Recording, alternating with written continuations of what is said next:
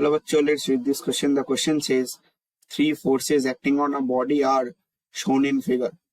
To have the resultant force only along the y direction, the magnitude of minimum additional force needed is. तो यहाँ पे आपको तीन forces दिए हुए हैं डिफरेंट डिफरेंट डायरेक्शन में, 4 न्यूटन, 1 न्यूटन और 2 न्यूटन, और हमें पूछा हुआ है कि ताकि resultant force only along the Y direction. तो सबसे पहला चीज जो मैं लिखना चाहूंगा वो होगा, that is the key concept. की कंसेप्ट जो हम इस क्वेश्चन में लिख सकते हैं वो होगा आपका resolution of force in X and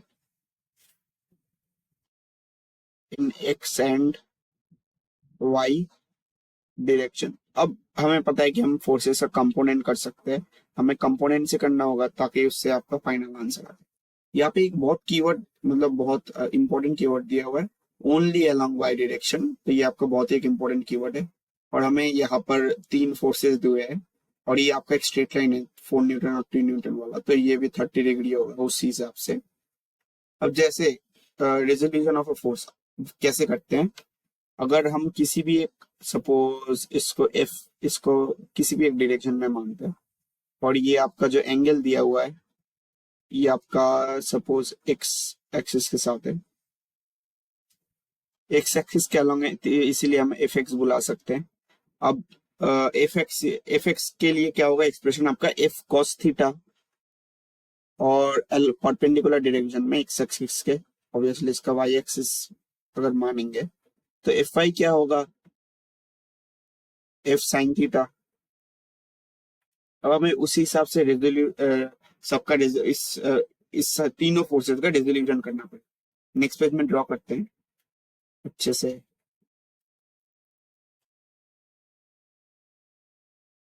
सबसे पहला क्या था, ये कितना न्यूटन था देख लेते हैं, 1 न्यूटन 60 डिग्री, ये था एक साथ ड्रॉ करते हैं, ये 1 न्यूटन हो गया, और ये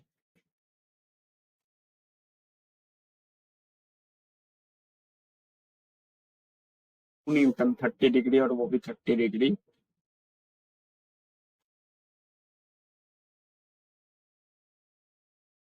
ये 2 न्यूटन था और ये 4 न्यूटन था, एक बार चेक कर लेते हैं। अब ये 30 डिग्री क्यों है, ये भी 30 डिग्री क्यों है, क्योंकि ये एक स्ट्रेट लाइन है और वर्टिकली ऑपोजिट एंगल। आप लोगों सब कुछ समझ में आ रहा ही होगा, ये 4 न्यूटन 2 न्यूटन, हाँ सब मैंने सही लिखा है। अब इसको ये क्या था 60 डिग्री, ये आपका 60 डिग्री था। अब इसको इस फोर्सेस के कंपोनेंट बनाएंगे, ये इस तरफ एक तो 1 cos 60 ये इंटू हाफ हो जाएगा, ऐसे लिखते हैं 1 cos 60। सिमिलरली इसका 2 sin 30 होगा, 2 sin 30, तो 2 sin 30 2 इंटू हाफ होगा बेसिकली, क्योंकि sin 30 का वैल्यू हाफ होता है, तो ये 1 ही हो जाएगा, और ये 1 cos 60 ये भी हाफ ही हो जाएगा। सिमिलरली इस तरफ -5 में आपका क्या आ जाएगा, 2 cos 30, cos 30 √3/2, तो ये क्या आ जाएगा, √3 आ जाएगा। ये हाफ न्यूटन, ये 1 न्यूटन, √3 न्यूटन।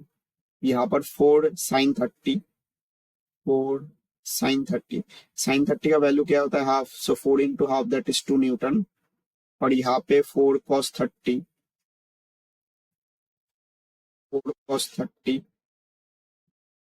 4 इंटू √3/2, तो ये 2√3 हो जाएगा। अब सिमिलरली यहाँ पे 1 sin 60, 1 नहीं लिख रहा हूँ मैं, डायरेक्ट लिख रहा हूँ, ये आ जाएगा आपका √3/2 न्यूटन।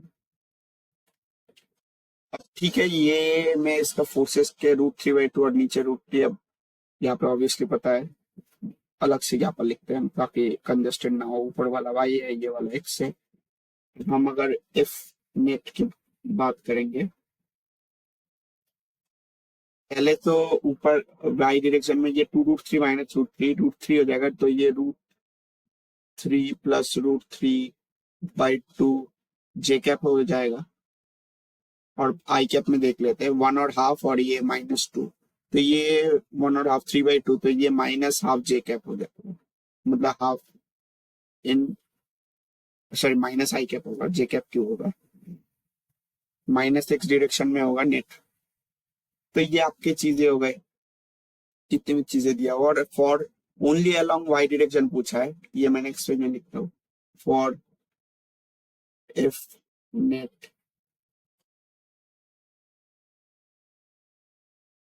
लॉन्ग डायरेक्शन,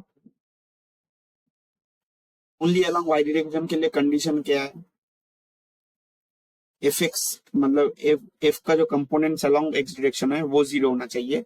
तो इसके लिए हमें एडिशनल फोर्स जो हम मानते हैं, हम सपोज -12 प्लस एफ बराबर 0, क्योंकि आप देख लीजिए इनिशियली -12 ये आई कैप ही था, तो ये तो जो भी होगा आई कैप ही होगा, और ये एफ क्या हो जाएगा, half I cap.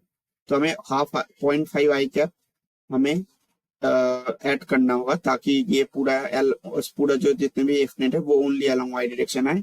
So the correct answer, so the final answer to this question will be basically option number B. Hope you understand the solution well and best of luck.